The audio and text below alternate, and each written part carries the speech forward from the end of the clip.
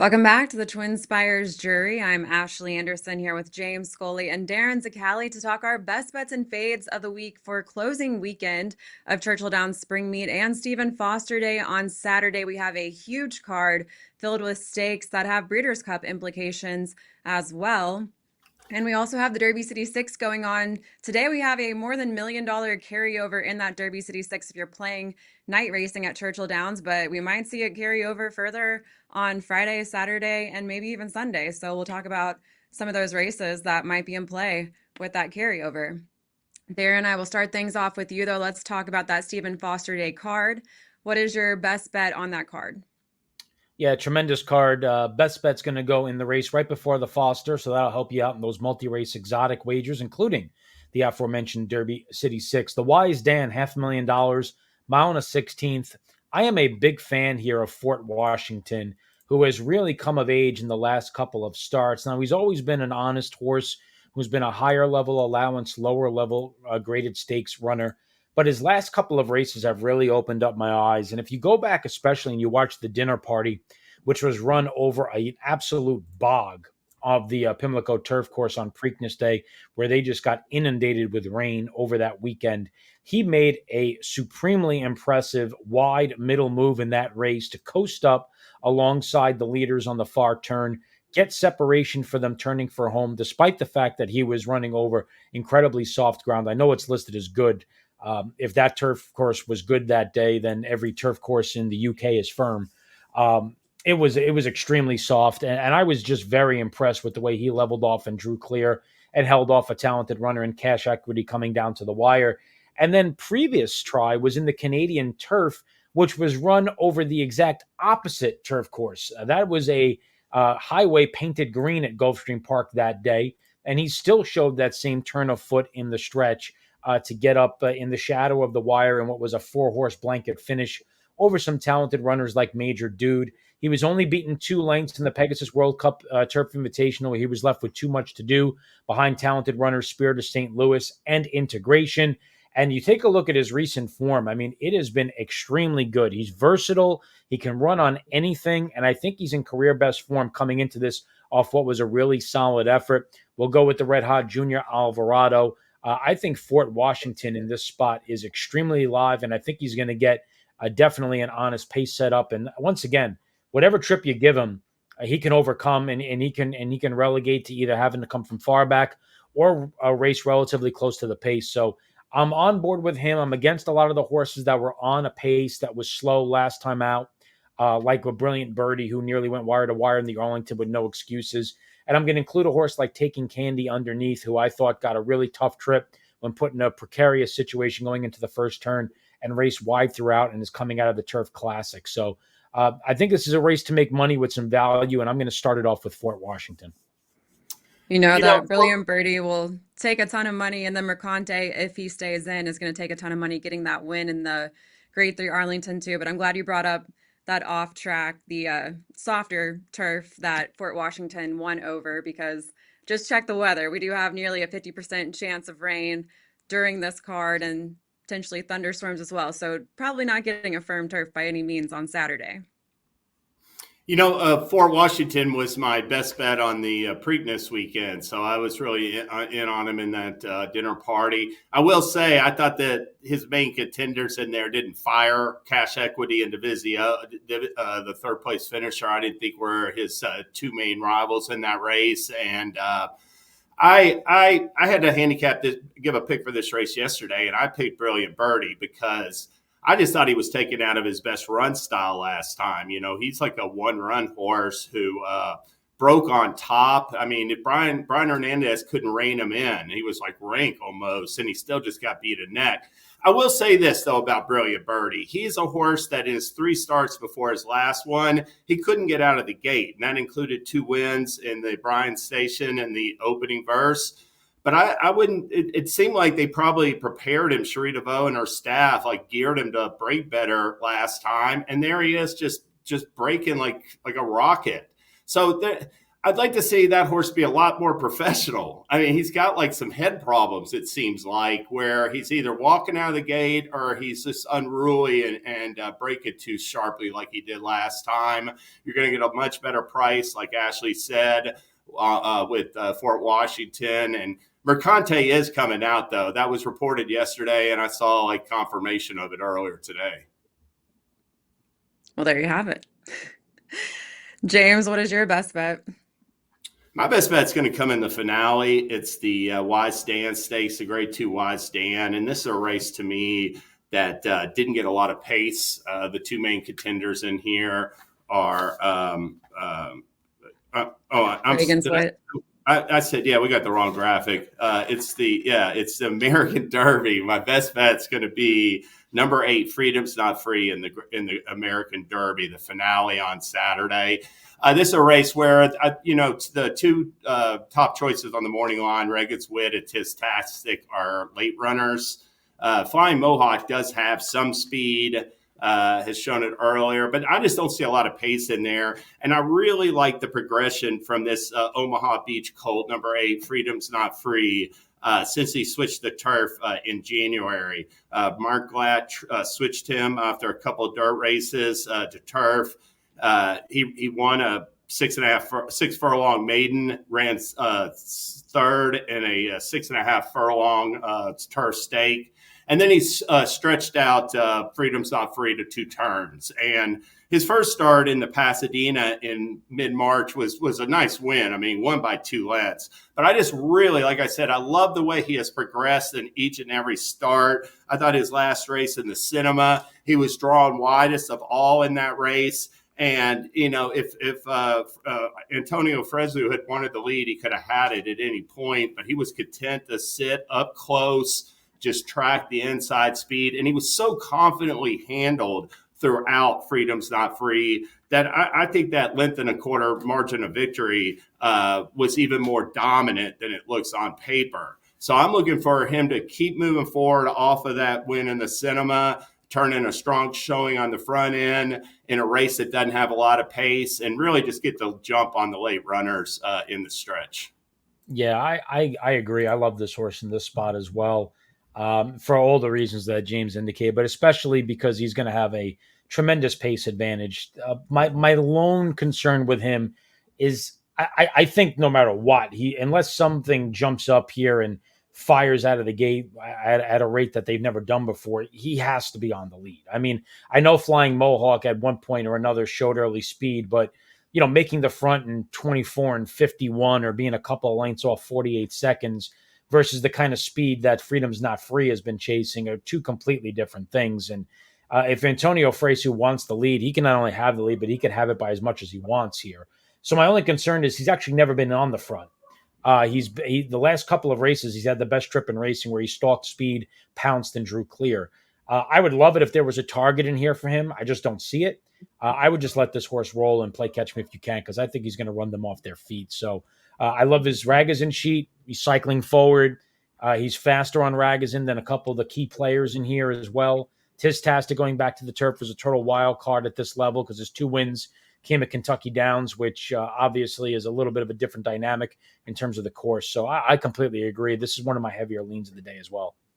Yeah, Tistastic was almost my fade for that reason. Having those 2 turf wins at Kentucky Downs, which is a very different track, but also just switching back from racing over the dirt coming out of the Kentucky Derby, just like Flying Mohawk did. That was kind of an experiment for Flying Mohawk in the Kentucky Derby. But I talked to Steve Asmussen yesterday backside, and he did say that they were kind of hoping for rain and that it would come off the turf and benefit Tistastic a little bit. But I mean, obviously this horse has shown versatility, but they are also looking at the angle of maybe getting to run on the main track on Saturday. I will say, though, they're not going to be saving the turf for any stakes or races on Sunday. I mean, effectively, these and 2 of the turf stakes are 2 of the last races on the program. They're going to be the last turf races they run. So I think they're going to give a little bit of leeway, even with some rain, because they don't have anything to save the turf course for until September. Yep, could be the case. Well, I would take it to race 3 on Saturday. This is a 1 and 1/8 mile allowance optional claimer for 3-year-olds, and my best bet is number 6, Fountain Lake at 3-1. The third choice on the morning line, you've got Excite for Bill Mott at 2-1, and then you have Shangri-La Road at 5-2, trained by Brad Cox. And I'm going to go with this third choice on the morning line, hoping for a little bit higher of a price at post time as well. But this is a John Ortiz trainee who broke his maiden 2 back, and it did take 6 starts to break his maiden, but he did so over a sloppy Churchill track on May 3rd. And then, of course, as I mentioned, there's rain in the forecast. Might get that sloppy condition on the main track in race 3, but also ran well over a fast track last out, and I thought looked good closing at a mile and a 16th with added ground. Maybe would have gotten that win. Was going up against Hypnus in this race, who's number 1, who's going to end up drawing away to win. But you'll see the 6 coming on the outside, who's going to close well and finish a length behind Hypnus. And so with added ground, maybe would have gotten the win that day, but going to get that added ground in race 3 on Saturday. So looking at the speed in here, you've got number 3 probably going to the front, Shangri-La Road, hard to say, probably going to the front as well. Up to No Good and Excite will push the early speed. So I'm looking for an off the pace runner, Fountain Lake, and like I said, hopefully a little bit higher than 3-1 at post time. Plus, he could get out of the gate better than he did last time. I thought that really hurt him. That's a slow start. Just got going too late. Hypnus was weary, and he was flying, but it was a tough trip. Yeah, I think you'll be okay from a price standpoint for 2 reasons. I think Excite off that blowout victory is going to attract money with Bill Mott. I think Shangri-La Road is always going to take a decent amount of money. Fountain Lake seems to never get bet. He was 59-1 against Shangri-La Road 3 starts back, and he came out of that race and won at 8-1, and then he came out of that race and went off at 24-1 against Hypnus last time. The one thing I'll say, I'll give you a positive and a negative from the Ragozin sheets. If he runs back to his last race, he wins. That race was by far faster than any race any horse has run on the Ragozin sheets. He ran an 8, and I think the next fastest race is like a 12.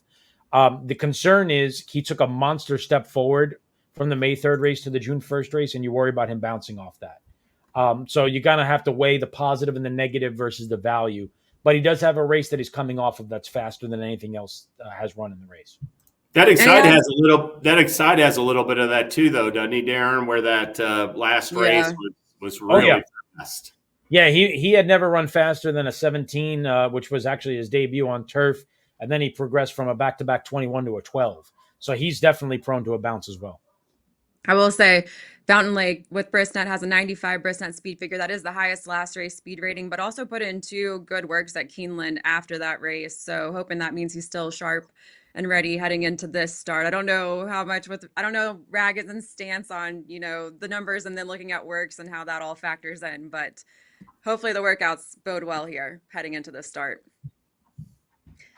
All right, well, let's move over to our fades of the week. So James, who are you fading at a short price? I am fading at a short price, Lush Lips, number 5 Lush Lips in the Tepid Stakes. It's race 8. Listen, this is a filly that, really ran well in her first 3 U.S. starts, breaking her maiden by 7 in November, came back and won an allowance pretty convincingly over Ramsey Pond, who, I thought had some potential that day. And then ran half length second to Nitrogen, who's the best 3-year-old turf filly, out there in the U.S. And last time out in the Edgewood, just did not break well. Didn't get out of the gate very well. Was in rank in the early stages and closed to be a non-threatening second to Nitrogen. Edged Vixen for second. She was in her back in the May 31st Regret, and was a late scratch after the early scratches. And, on the scratch reports and stuff, it says unsoundness. So this is a filly I was looking to come back and work a couple of times. She did get one work in a week and a half at Turf Lake Park. But, coming back off of this 2-month rest and going up against some decent rivals in here, including Vixen, who has been training steadily, since late May. I also think that number 3, Love You Anyway, who's going to scratch out of the Penn Oaks on Friday night, in favor of the Tepin, has got a huge stance for Rusty Arnold. So I just have I mean, if Lush Lips, whatever was bothering her back 4 weeks ago could be in the rearview mirror and not a non-issue. But I just think that there are some questions to be asked. I think she's going to be a lot shorter price than 9-5. And I'm not giving her a percentage chance that's going to be, on par with her actual post-time odds. So I'm going to fade her, try to beat her in the Tepid with at least a couple other fillies. Yeah, if not for the scratch on the 31st and the subsequent 2.5 weeks and only one workout, I would say that you're crazy, but you're not crazy. Because that is a definite thorn in the side of the profile of this filly. I mean, she took nitrogen to a half a length 2 starts back, and she ran very well to get second in a trip that she didn't want last time. And there's nothing in her races or past performances that would make me want to try to beat her. But that particular issue, I think, is one that you pointed out that does not show up in the PPs and is extremely valuable information and probably moves Vixen ahead of her, who chased the pace last time out and just narrowly got nipped at the wire for second. And if Vixen offers a better price than Lush Lips, I could certainly see players going in that way. I'm curious to see how Princess Attitude runs here, who's coming out of the hilltop behind a couple of nice horses in Play with Fire and Pretty Lavish. Pretty Lavish is running in the Boiling Springs on Sunday at Monmouth, so if Princess Attitude runs well here, you can kind of make a bit of a key race and draw a line potentially to that race on Sunday at Monmouth as well. But I think it's Vixen's race to lose. And I do think that Princess Attitude and Love You Anyway are a little bit interesting. Lush Lips, I honestly have no idea what to do with off that scratch and then the 2.5 week break to the workout. It is makes this quite an interesting puzzle. Yeah, I agree with you there. Very short price.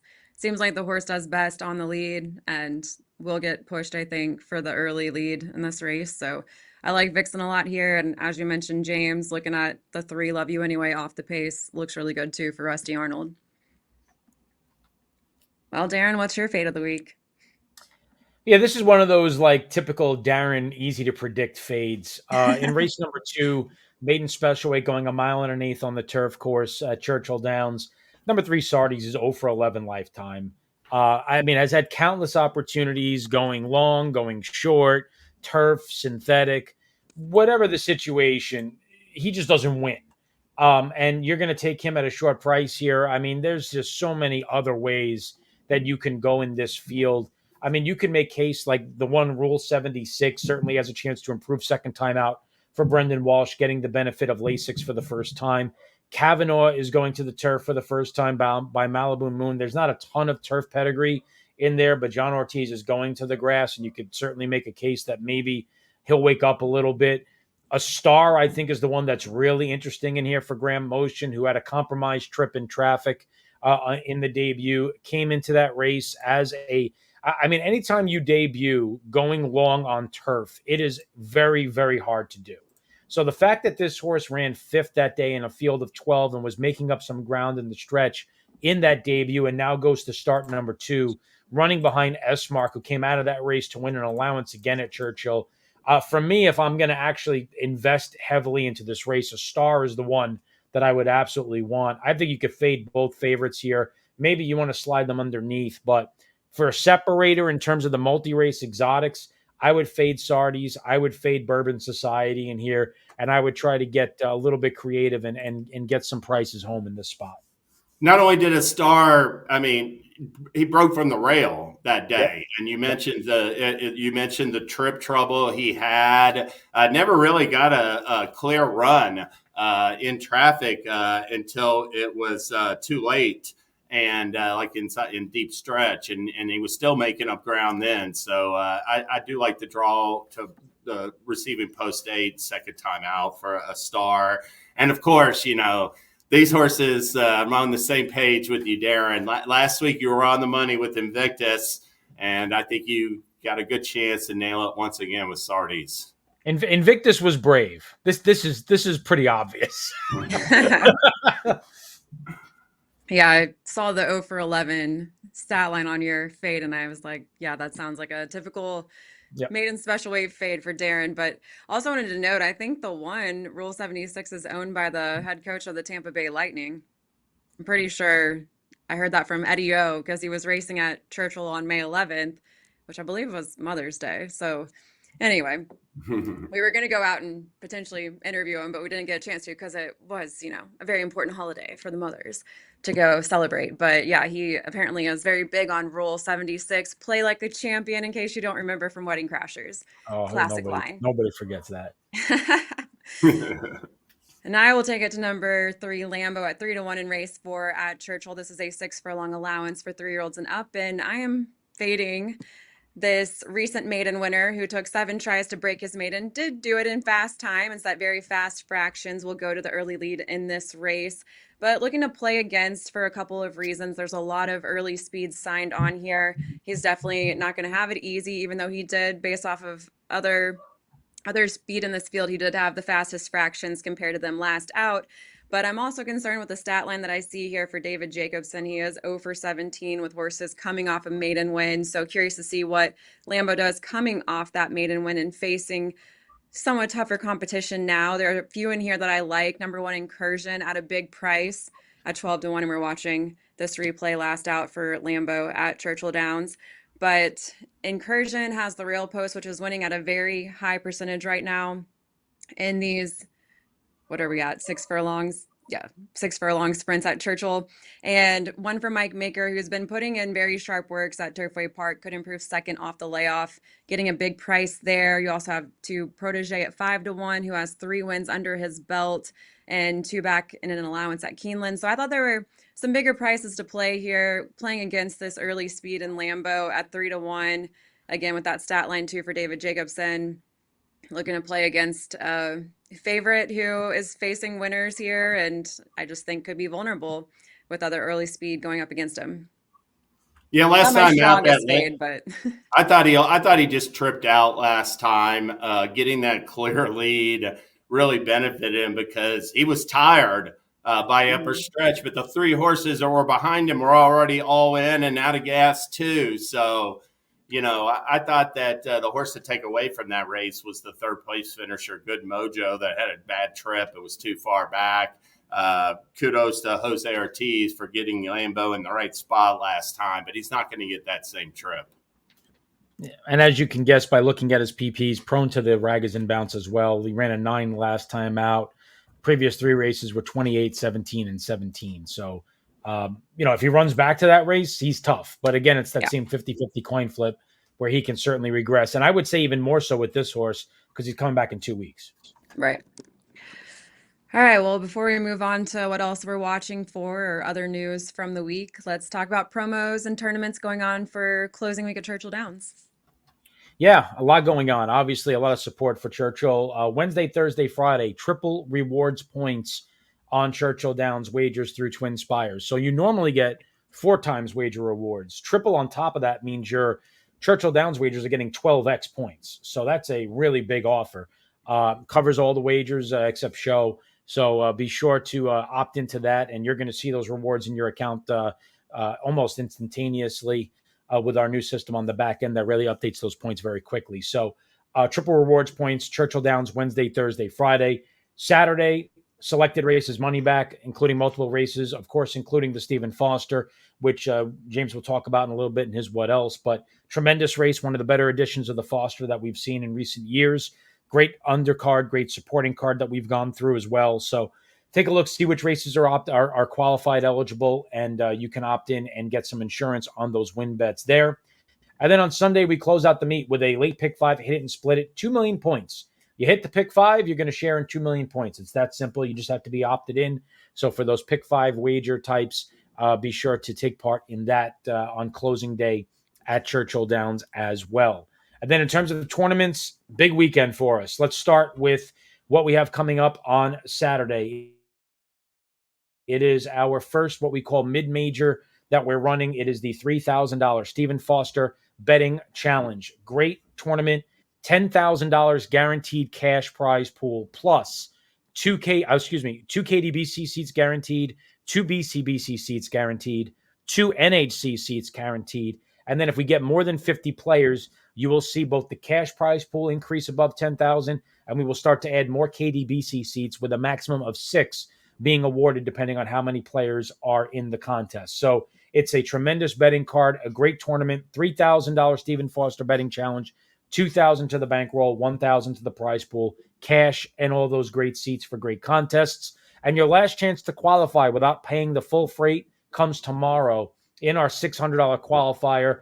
Low ratio, one seat will be awarded for every 10 entries in this qualifier, and we are guaranteeing at least 4 Stephen Foster betting challenge seats in this qualifier on the Friday card tomorrow. So for $600, you can earn yourself a $3,000 seat. Be sure to be playing with us all weekend, as we've got something for everybody at Churchill Downs this weekend, guys.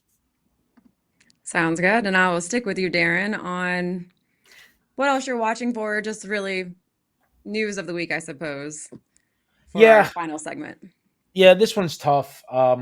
Very tough. In fact, it was announced this week that Lukas is retiring from training effective immediately. As it turns out, he has been battling some significant health issues and has elected to forego surgery and treatment plan and essentially go home to enjoy his time with his family as best as he can. Obviously it's tough news to lose him as a trainer, and it's tough news to hear that he's battling some significant health issues as well. We just saw him, Derby week at the Kentucky Derby Trainers Dinner. And I mean, he looked as sprightly and as energetic as he ever has. And he did about a 15-minute bid with Kenny McPeak up on stage, and they had their typical back and forth roasting each other. And when he went to go up on stage, I even extended my hand out to help him go up the stage, and he looked at me and kind of shooed me away. He goes, "Are you kidding me?" So seeing the news of the week and having just seen him 6-7 weeks ago and interacting with him, the one thing I could say about Wayne is that I've been in this business my whole life, and I'm going to be 42. But around him he's one of those figures that when you're around, you feel like a 10-year-old kid who's in the presence of of a legend and an icon. And his Triple Crown records, the run that he went on in the mid 90s from 94 to 96, and the number of Triple Crown races he won, his Breeders' Cup prowess in the early years of the Breeders' Cup, and his dominance of the juvenile fillies. And you think about the list of horses that he's had: Serena's Song and Flanders, and obviously, Charismatic and Thunder Gulch, and on and on. There will never be another Dwayne Lukas, and he's certainly going to be missed around the racetrack. But we wish his family all the best and extend our well wishes and thoughts and prayers to them. But just very tough news to hear what we heard this week, and that's all you can really say. Yeah, we talked about Lukas on Tuesday, and that was well put. He changed the sport. Arguably the most influential individual in thoroughbred racing in my lifetime, and that news, like you said, stopped me in my tracks. It was very sad. Like you said, he's a legend, but I also felt like he was very humble when you were around him, and just very personable and not out of touch. I would say, like, it's just someone you're easily able to talk to, or at least it felt that way when I saw him at the post position draw. He just had a smile on his face, and like you said, Darin, very sprightly. He was walking around fine and still on his horse, even at age 89. So very, you don't see that often at that age, people that are not only able to walk around well, but also get up on a horse and go out on the track every day. He aged so well. He was so intense. He didn't start training thoroughbreds until he was like 42 years old, and he was so intense in those early decades. But he's the individual that really cared, and I thought that in his later years he did a lot to help other horsemen, and just a wonderful influencer in the sport. And he does have a couple entries on the Stephen Foster Day card, including one in the big race, the Stephen Foster. So, James, I don't know what the plans are with Ashcroft in that race, going up against some very tough competition, but I know you wanted to talk about the big race, the $1 million race on Saturday's card. Yeah, I mean, Ashcroft's the only horse in there that isn't a millionaire, graded stakes winner. I don't think he can be part of the pace. I do think the pace scenario is pretty interesting, whereby I expect number three, Skippy Longstocking to show speed with Jose Ortiz. And really, the only runner that would potentially go with him, I think, is First Mission. But I think First Mission prefers to have a target.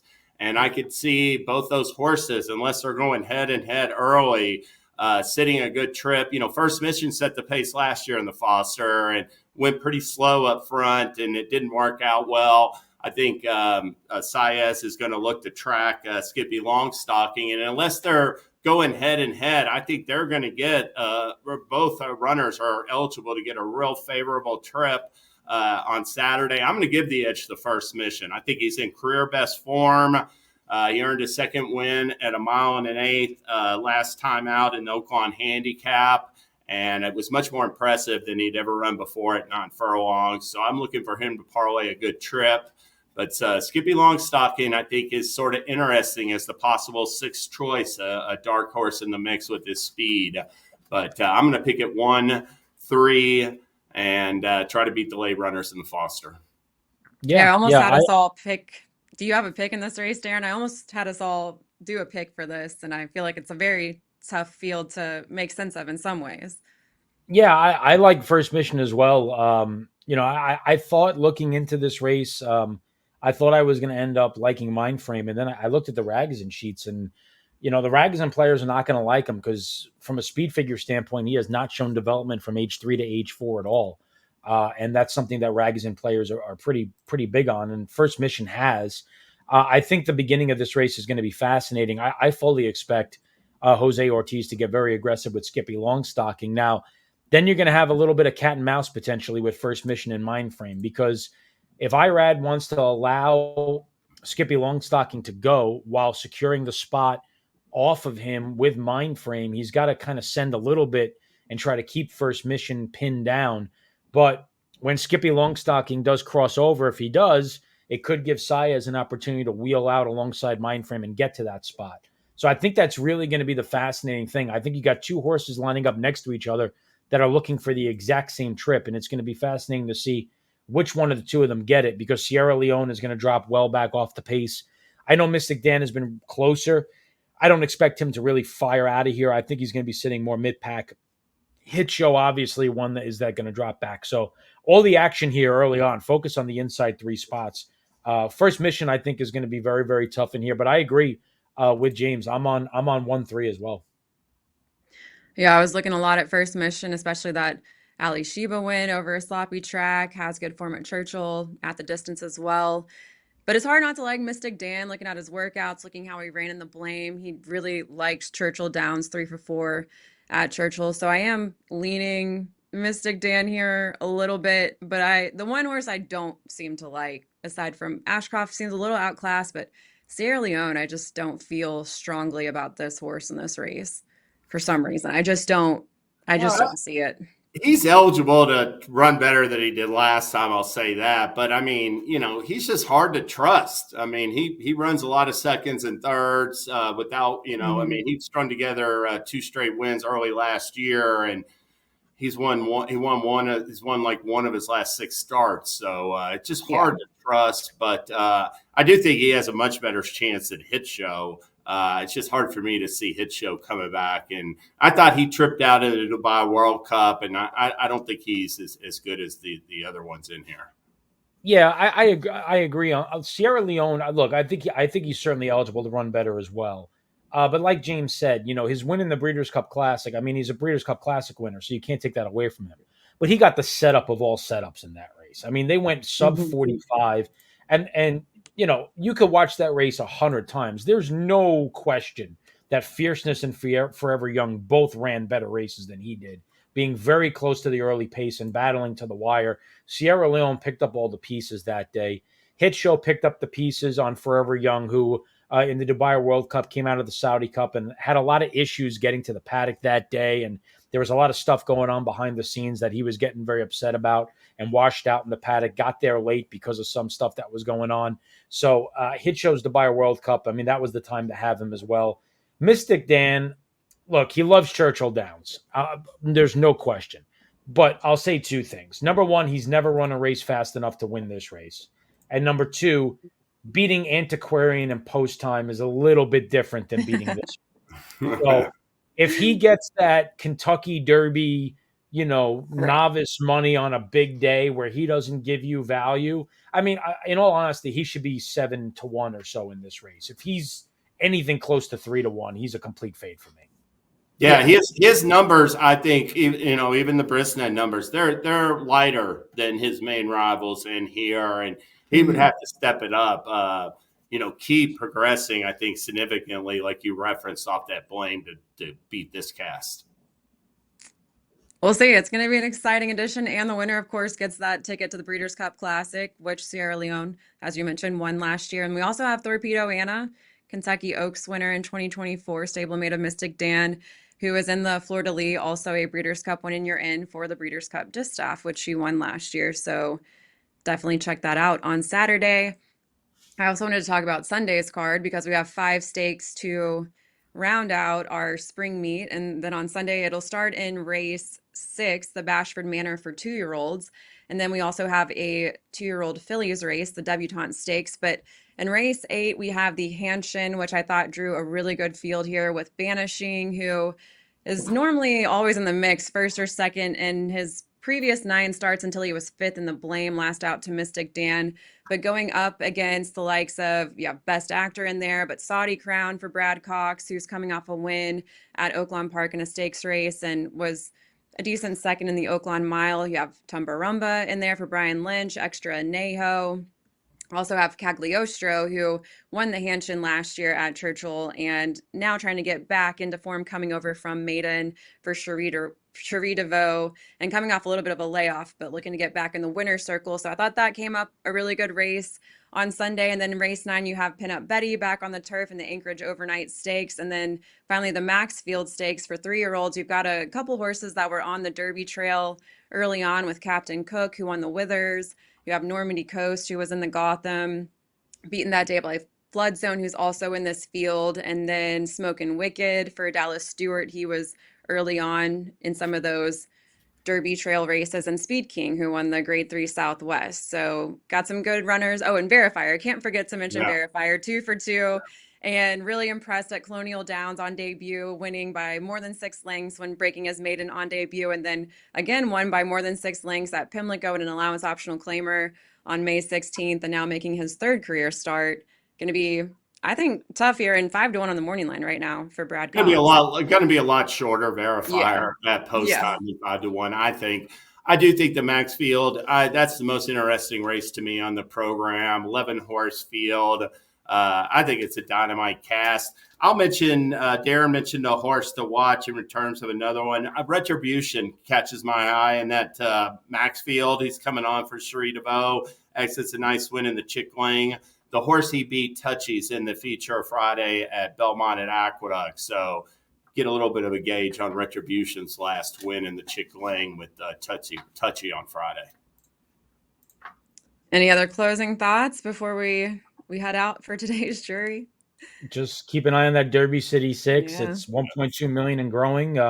Possible mandatory payout on Sunday if we get there, but we'll see if anybody could sweep the pool. It was close yesterday. Very close. Very close. But he had 2 horses that paid the whole pool out, and they were 1-2 at the top of the stretch. Yeah. So, there was a jeopardy at that point.